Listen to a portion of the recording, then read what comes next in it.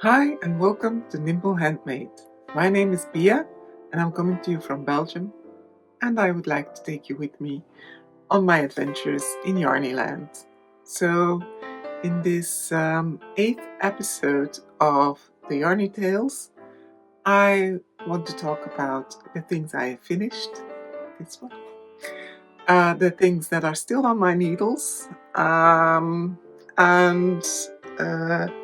I have also a gift kit that I want to discuss and a book that I really enjoyed. So grab yourself something cozy to drink or eat and maybe a project of your own, and let's dive right in.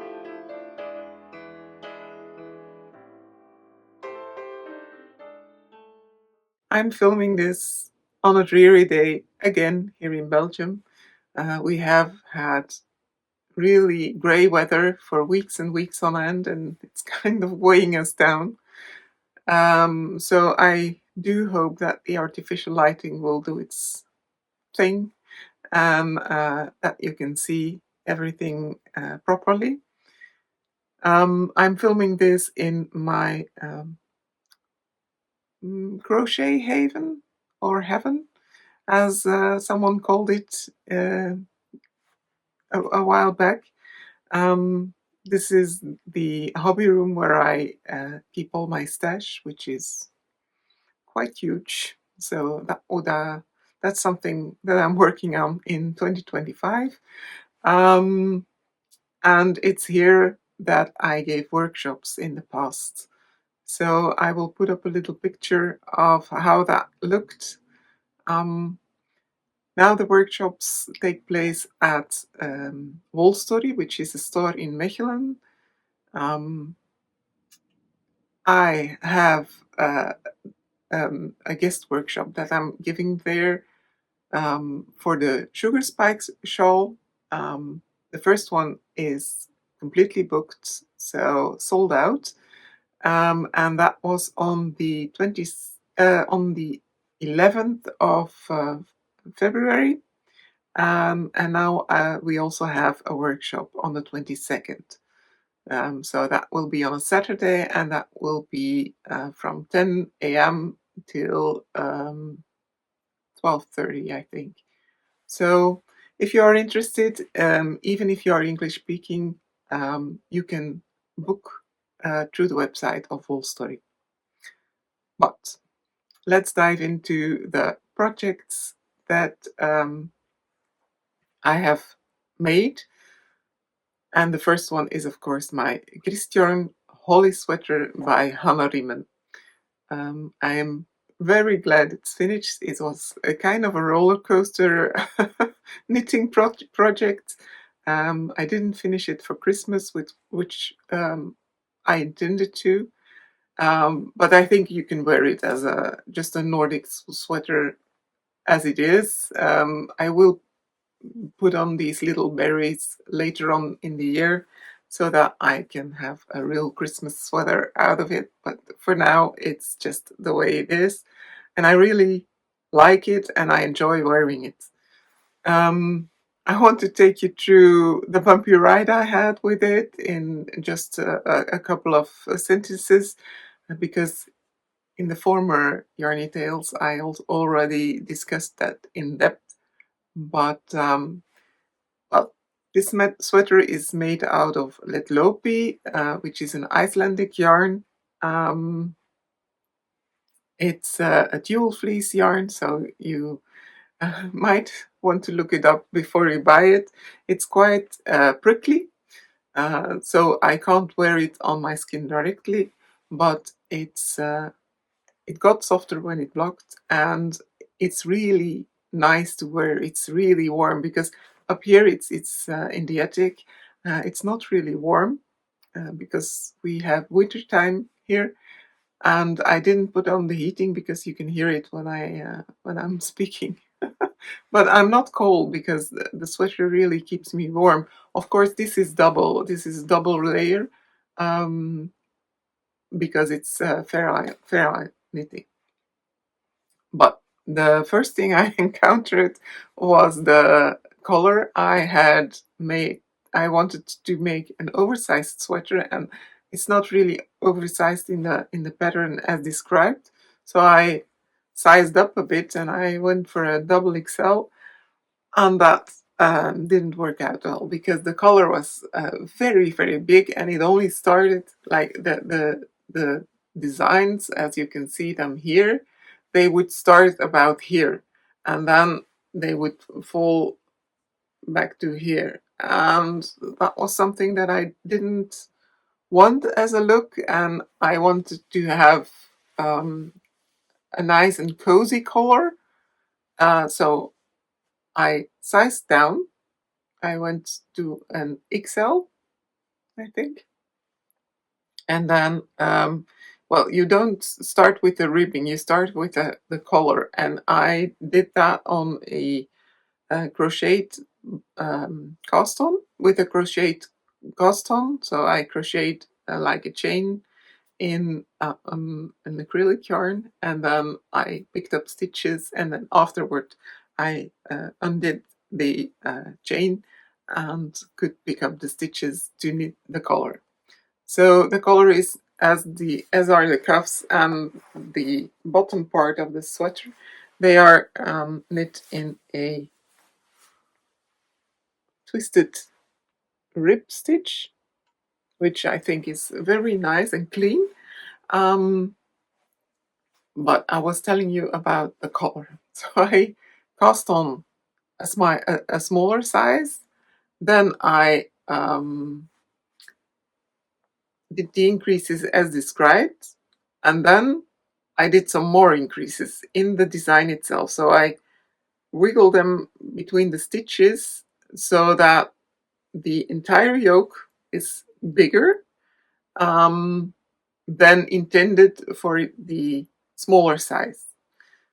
So I had about the same amount of stitches as I would have in the double XL, and well, I did some math and calculated how many stitches would be for the sleeves and how many would be for the body, and then I just knit on straight. So the body is straight and the sleeves are as well.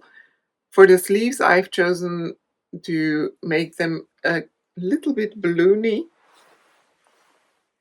So I decreased every stitch in the last row, and then I added the cuff. So the cuff keeps your arm nice and warm because, well, the hot air is of course contained well in the sleeve. Another thing that was something that needed some more attention was the color work. So at the beginning, I knit a stitch in the heather, green pine heather, and then a stitch in the ash color,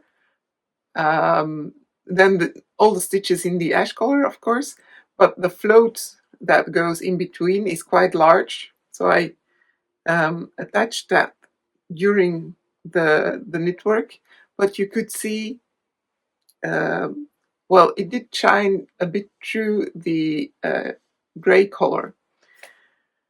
And as you can see, this distance is quite a bit. So I presumed I would need many attachments of the float for when I knit this. So that's why I chose to do the leatherback jacquard. You can find it on YouTube or on Google.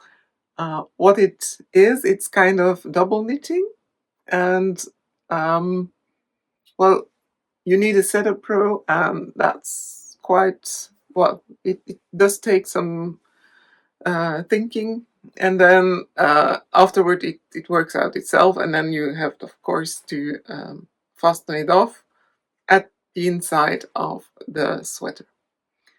But I think it worked out nicely because here you can't see anything shining through.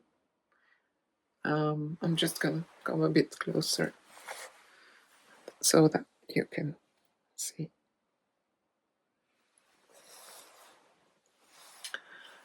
But then, when the color work was finished and I had done all these increases to have this very large yoke, I needed to do some short rows for the back. There are no short rows in the neck, they are just under the collar work. And that's something that I'm not sure I will do again. Maybe I will work short rows under, so over here, and I will divide them, so half above the yoke and half below the yoke. But now I have done them entirely below the yoke, and that means that you do it of course in the back, but I will show you in the front. So you start at the middle of the sleeve and you end at the middle of the sleeve. So it's really, these rows are huge, and that makes that, well, when you wear the sweater, it gives you a bubbly, well, it makes this wavy texture in the back. So when I tried on, of course I don't have a picture because I forgot, sorry. But when I tried it on when it wasn't blocked, you could really, well, you could assume that I was wearing my sweater backward and that I was quite a lady with quite some bosoms that had yeah, flipped her sweater. So that wasn't the intention at all. And that is why I blocked it quite severely. I did a wet blocking, and I really pushed and pulled until the sweater was in the right shape. And then I left it to dry, and then I turned it around and I found out that there was a crease, and I had blocked a crease into my sweater. So that wasn't a good thing. So I pondered a bit about, would I redo the blocking, so the wet blocking, or would I redo it by steaming it? And in the end, I decided to steam it, and it worked out really nicely. I think I will do that more often. So what you do with steam blocking, I have a steamer that goes horizontal, yes, horizontally. So kind of like an iron. Most steamers just go vertical. So I have one that you can use horizontally, but you can of course do it with an iron, as a steam iron as well. You just keep about 5 centimeters between the fabric that is laying flat on your board, and then the iron or the steamer that, and the steam pushes out the stitches. It gives a really nice stitch definition. It was quite uneven because the yarn is uneven, but now it worked out really well. It all came together, and also in the back it did its magic trick, for which I'm very glad, because I was hesitant that I would like this sweater. I was, in the end I was knitting it and thinking, well, will I love this sweater? And I really do now. So yeah, but it was quite an adventure. And I learned a lot about knitting yokes and the color work, and how to tackle the short rows and how to tackle a dual fleece. So well, it was an adventure. I enjoyed the ride, and I'm now really enjoying my sweater. All's well that ends well. Another project that I thought didn't work out really well turned out to be working in the end as well. I'll just pick it up. So this one is the High Seas Balaclava by Alexandra Tavel from Two of Wands. And as I said last time, I didn't see myself wearing it because it was like wearing a helmet or wearing something like a diver's cap, or it didn't look well on me. I was like a knight in not so shining armor. I didn't really enjoy the look of it and the feel as well because it was quite tight around the head. So what I did is I blocked it. I wet blocked it, and because I wanted only the head part to be bigger, I did insert a balloon. So I blew up a balloon and I checked in the mirror if it was a bit larger than my head. You can of course measure it, but I did it just on site. And then I took I left it to sit in some water for about an hour or something. And then I took my cap, my balaclava. I inserted the balloon this way because I didn't want to stretch this part. And I put this part over a vase, and quite a narrow vase because I didn't want it to stretch out at the neckline.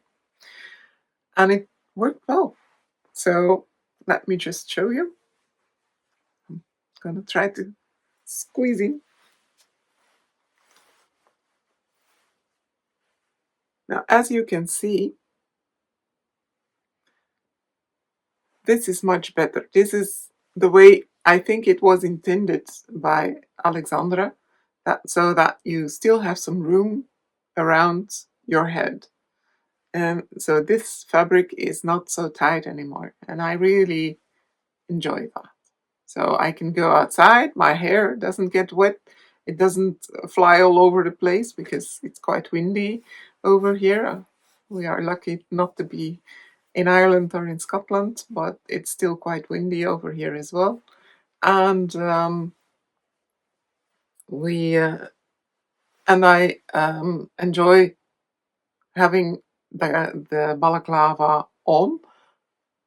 What I did as well is make this piece a bit longer. I wouldn't do that again in future because you need to quite fold it up like this, like a second collar, and then you can put on your jacket and then close it quite tightly.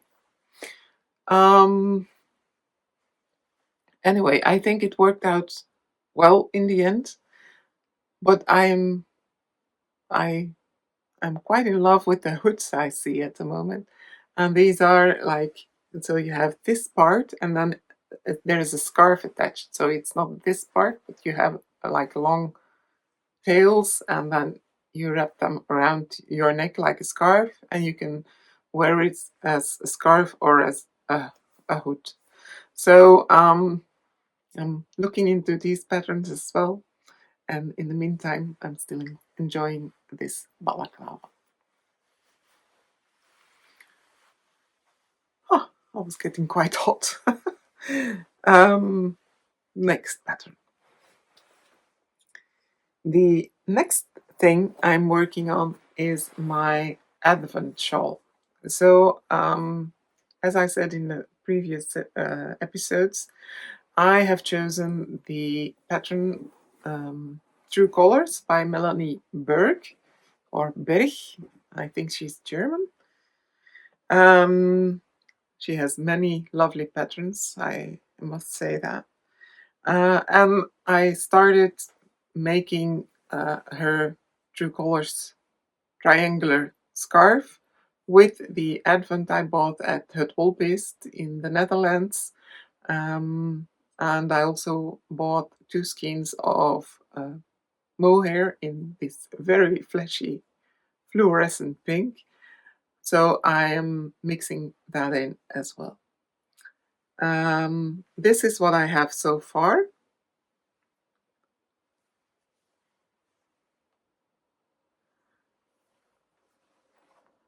And as you can see, this side is the side without the increases, and then the increases all happen on the other side. And I have good news. Tomorrow it's Christmas. Never mind. I'm just through all the 24 colors of the Advent calendar, and I am quite lucky that the last color has the purple. Well, it has a lot of purple going on, and the first color is purple as well. So I still have to do, I think, 2 bands like this before I can start with the main color. So the very pink mohair. I'm gonna try to show you. It's this one. As you can see, it's brighter on the screen than it is in real life. I can't figure out how to get these colors well on screen. But anyway, I think most of us are struggling with that.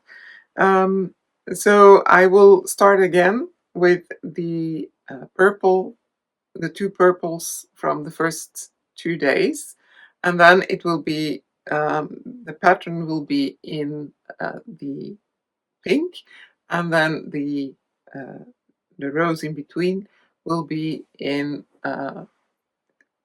other Advent colors. So, well, it's a really enjoyable knit. I must say that it's not. It seems to be complicated when you start and you have this pattern and you don't knit. You don't purl all the way back. You make some decreases when going back, but once you get the hang of it, it's a really enjoyable and easy pattern to remember. So it goes quite fast, and as it is so grey over here, I really enjoy working with the colors. It's really a spark of color in a grey day, so I'm quite addicted to this project. But I still have lots of yarn left, so I think that in the end I will have something about 10 grams of every color that is still left, and well, it is a marvelous yarn to work with, so I wouldn't want to waste it. So I'm looking for a second project with these yarns. If you have any ideas, you can of course leave them in the comments. Maybe something you made with your Advent that requires only 10 grams of every color. I would really enjoy that. Okay, next. The next one is over here. Is a scrumptious project. So last year in January, I had the good intention to work with 3 kilometers of yarn in the Scrumptious box by Scheepjes. Scrumptious is a synthetic yarn made mainly out of plastic bottles, recycled plastic bottles. And at the beginning, I thought, oh my God, what did I choose to work with? But now the yarn has really grown on me. It's an inexpensive yarn, and it's a synthetic yarn, so you can use it if you are allergic to wool or any other fibers.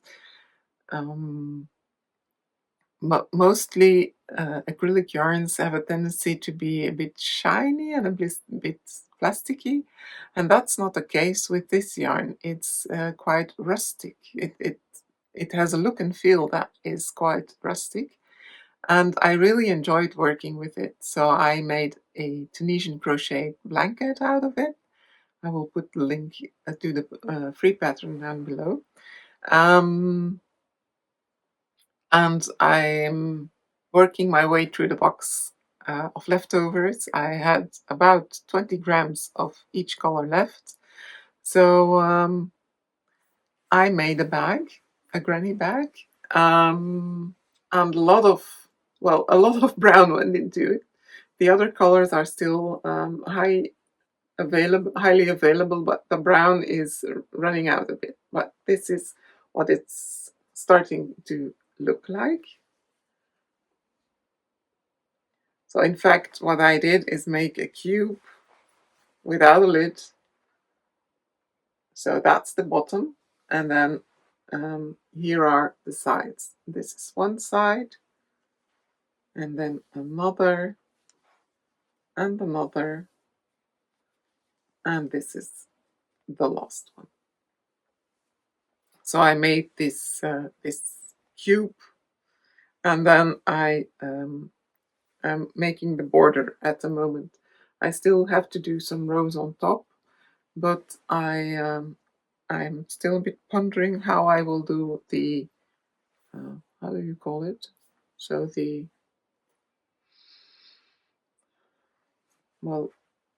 handles for the bag.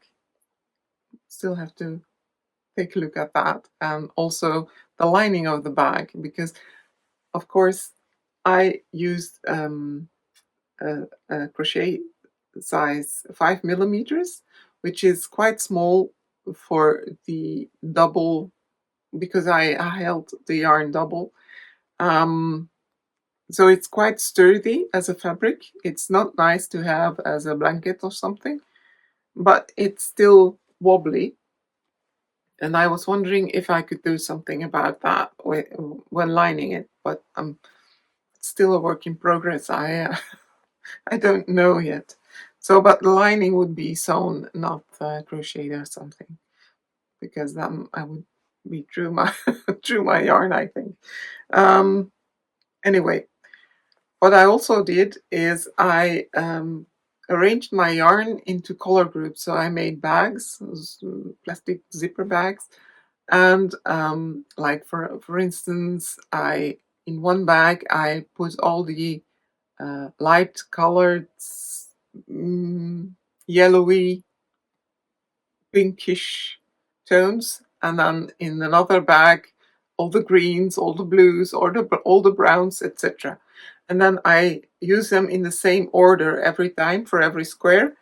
The intention was to make it a granny bag, because it's all scraps. Because I don't have yarn, I don't have the same yarn for every square, so it's all different, but the same tonals. And I think it worked well in this bag, so maybe I will use it in a second project as well, but I'll tell you later on. So I'm still finishing this, but I think it will be finished by next time we see each other. So stay tuned. You can always subscribe to my channel. I would really appreciate that, because it would help my channel to grow. And if you hit the notification bell, you can of course be notified whenever a new episode of these tales comes on YouTube. So that would be much appreciated. I'm just going to check my notes. So the other project that I used my intentional colorway for is a project that has changed. So last time I told you about the Scheepjes make-along. Scheepjes and Handmade Post do a spring forward make-along, and it's a knitted blanket, which is quite stunning. And it's a free pattern. So every week, I think, as from last week, some color blocks are published on the website of Handmade Past, and there is also a Ravelry pattern that you can purchase. I did purchase the pattern, and then you get all the blocks together. So the pattern is already finished and gives you everything, so you don't need to wait for the cowl. I wouldn't mind to wait, but it was just all there in the pattern. Now, and I think that buying a pattern is a way to show the designer that you really appreciate their work, because she must have put quite a lot of effort into this. And I think it's a stunning blanket, but the but, yes. I last week I showed you this big basket of colors that I chose from my stash that I would like to use for the cowl. And I made this one, which I think is nice, but I didn't like working on it. I don't like knitting with acrylic yarn.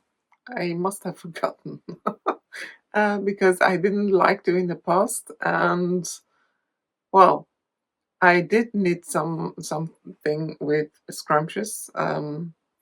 It didn't work out well. I will talk about it in another episode. But knitting with scrumptious is still quite another experience than knitting with acrylic yarns. So that's not really my thing. And it turns out that the square will be too big, which means that I would have a gigantic blanket, because it's already quite big. It would be huge, and I didn't want that. I didn't want to cut out, to leave out designs, etc. I wasn't going to well, redesign the whole thing to fit it to the yarn stash that I have for available. So what I did is turn it into a crochet blanket. In the last episodes, I told you that last year I got quite ill, and I still have a problem with chronic migraine. So I am now trying to care a bit more for myself during these episodes of migraine, and these are episodes when I'm not really able to think a lot about what I am making. So something like a lace pattern or color work or something, or when I am knitting and I need to divide for sleeves or anything, that's not something to do while having quite severe headaches, because you need to go back all the time. So that is why I intentionally made this my kind of soul-soothing blanket. I still have the large box with all the colors. I have put them in order. So there is a color group with all the pinks, a color group with the blues and greens, etc. So I made some color groups, and I'm now making squares, just plain granny squares, out of these color groups. So whenever I have a headache, I just come up here, pick some colors, go downstairs, and make a granny square. And it really is, as Michelle Obama says, the power of small. Even in the most horrendous circumstances. It's not horrendous. Many people, it's not horrendous like something in a war, but you're just in pain, and you can still make something beautiful, and that's what I really appreciate. So I did make a couple of squares. I'm going to show you. So this is the first one I made.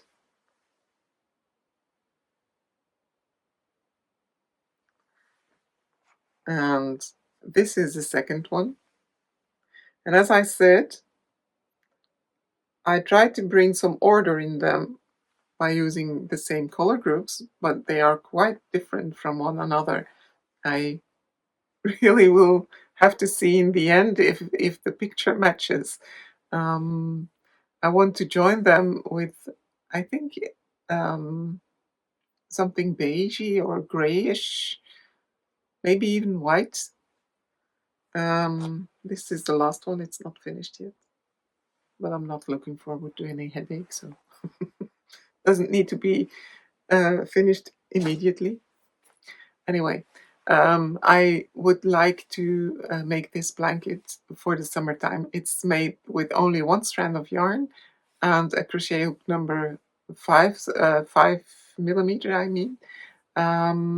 So it's a quite a drapey fabric, and it's not very very dense. So I will use it in summer.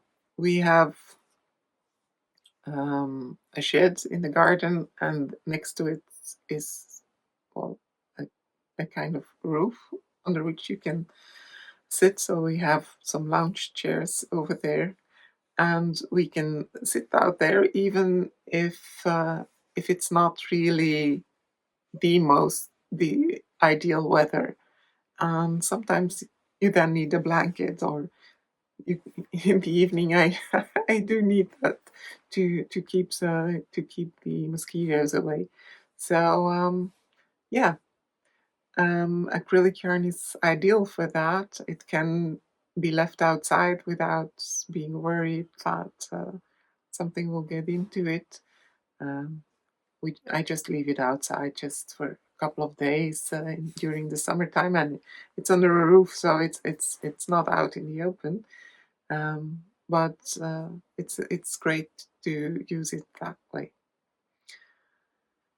And then I also made a gift. A dear friend of mine helped me out with some of the business side of the nimble handmade business. So I'm very grateful that she took out the time. She's quite busy, um, and that she taught me some of the tricks she has up her business sleeve, and that's why I made her a scarf. I made her the Bia scarf, and I'm just gonna take the yarn. So this is the yarn that I used. This is the label, but I don't think that will ring a bell for you because it is Belgian yarn.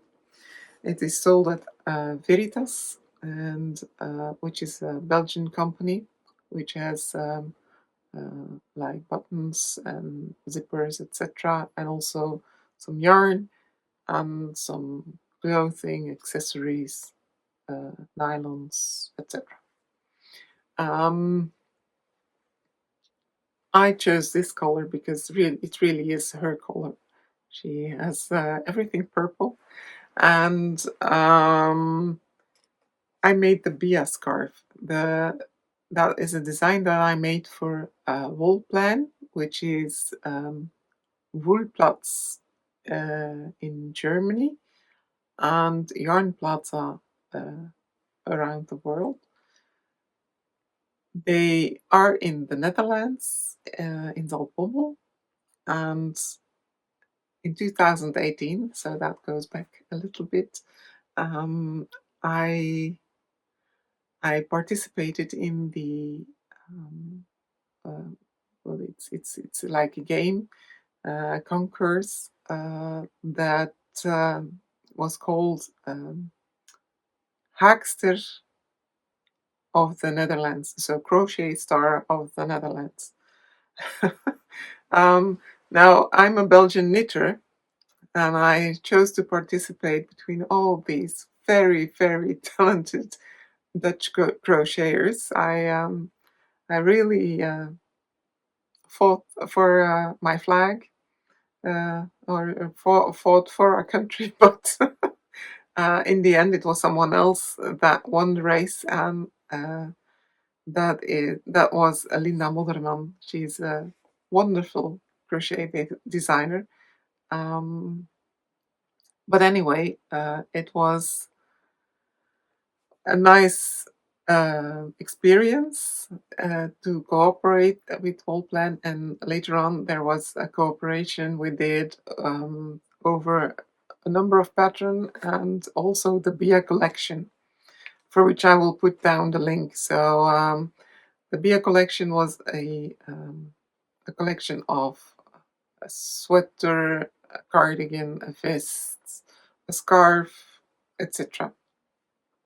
Was a number of pieces in it, which I designed, and the patterns are still available. And it's a yarn kit or the pattern that's all still available at Wolplan or Yarn Plaza or Woolplatz. And I also designed this scarf for them.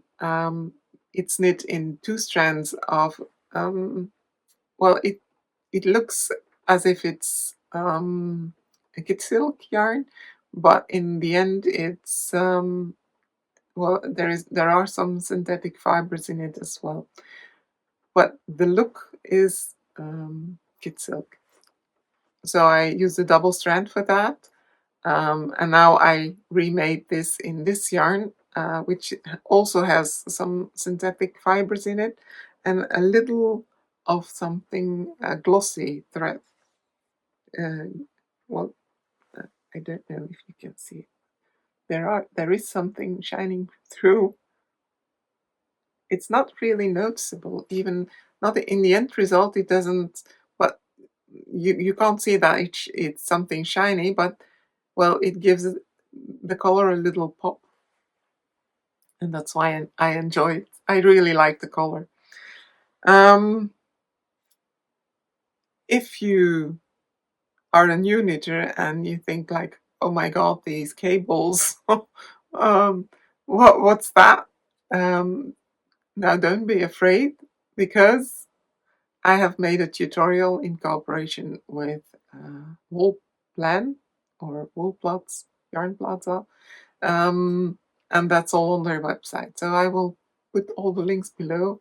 Many people have come to me on Criodo, which is a fair in the Netherlands, saying, well, I never knitted cables, and I watched the tutorial and it all worked out fine. I can do it with my eyes closed now. So that was really nice to hear. So if you want to dip into that, you can go to their website and purchase the pattern or the yarn kit. And then there is still the book I would like to discuss with you. I really enjoyed the latest one by Liane Moriarty. It's called Here One Moment, and the setting is an airport and a plane. Sounds quite boring, isn't it? But she did that trick with using a boring setting as well in her other book, Big Little Lies, and I couldn't stop reading it because something happened, something out of the ordinary.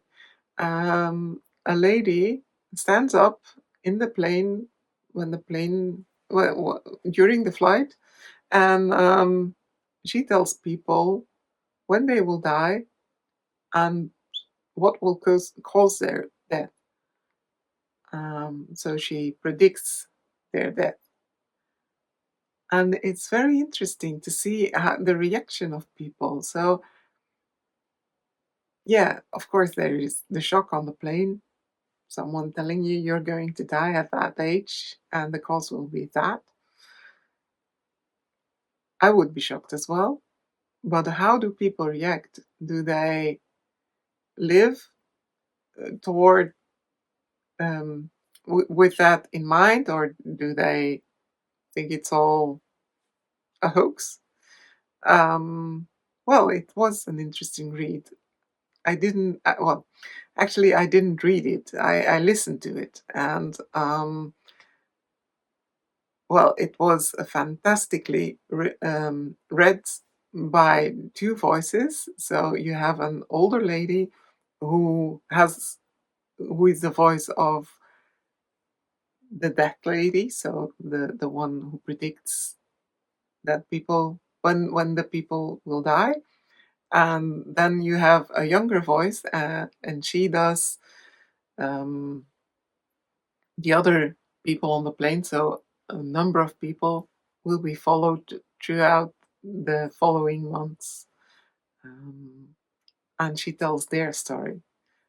It's really, I do like the Australian accent, of course, and I really enjoyed. It was a really marvelously read by these two ladies. I enjoyed it as much as I enjoyed um, being read to by my parents when I was a little girl. So it really is one of my favorite books for the year already, and we're just in January. So that was my little book tip.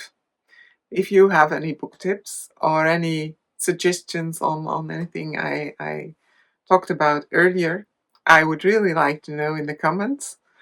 And well, I think we have come to the end of this video. I really enjoyed talking to you. I hope we will see each other again in the next one. And in the meantime, stay well, and I'll see you then. Thank you. Bye.